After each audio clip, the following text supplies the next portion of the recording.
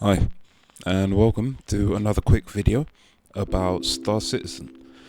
Now, in the PTU, I've been doing a lot of testing of lasers, ballistic repeaters, finding out that capacitors make a massive impact on the gameplay. Since 3.14, I have essentially felt like ballistics and the previous meta, which there's never really supposed to be a meta in Star Citizen, but what it really has been is ballistic repeaters, to be blunt. Capacitors and the missile operator mode have totally changed that. You can no longer be spamming missiles as well as shooting your cannons at the same time, which really changes things.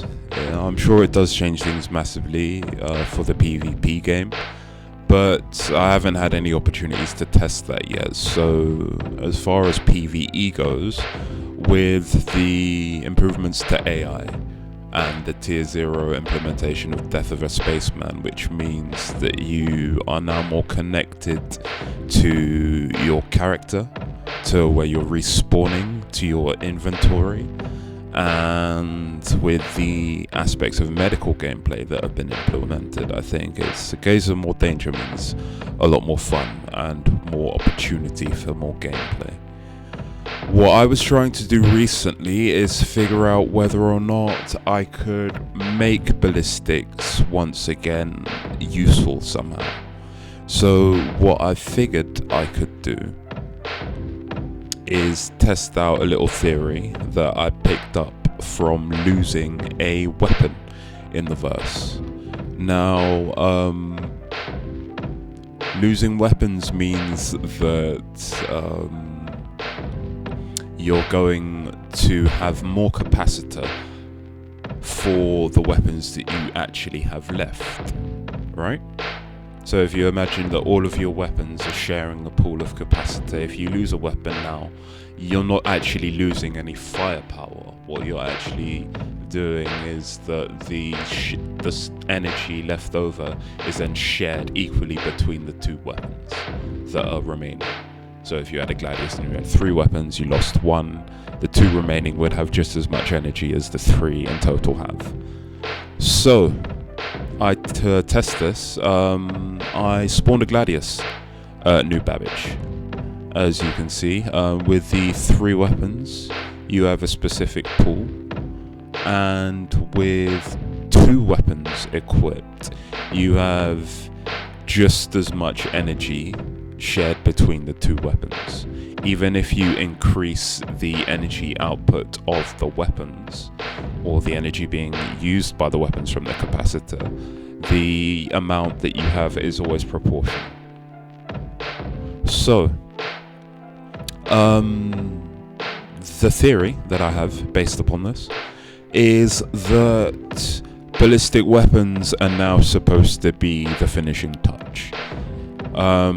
You're not supposed to be using a more simple layout of 3 ballistic repeaters to just chew through shields or just chew through armor really quickly. You're supposed to be using lasers to strip shields, which will be more effective the less of them you use. And you're supposed to be using ballistics to do the finishing touch, to essentially chew through the armor when the shields have been stripped and ships are at their most vulnerable. And with that said, I think this is kind of thoughtful. I think this is making making the game a little bit more layered and making the gameplay a little bit more thoughtful, I guess. You have to put some forethought into what you're putting on your ship. You have to put some forethought into what you are equipping your character with now. And by the way, I love the new inventory system. It's absolutely amazing. Just having a backpack, which means that you can equip up to 4 weapons essentially.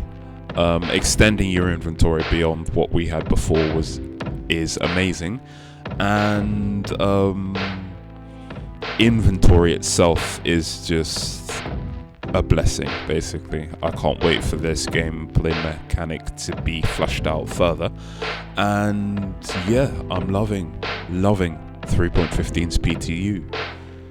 That said, it does crash a lot, so if you are going to be jumping in the PTU as a tester, specifically the first wave, maybe don't think about subscribing just for PTU. If you would really love to test the PTU, then subscribe, but be forewarned that it is a crashy motherfucker at the moment.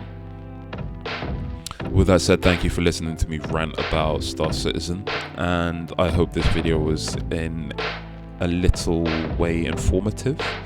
Managed to get across my point at least. So ballistics are now the finishing touch, and lasers are everything, basically.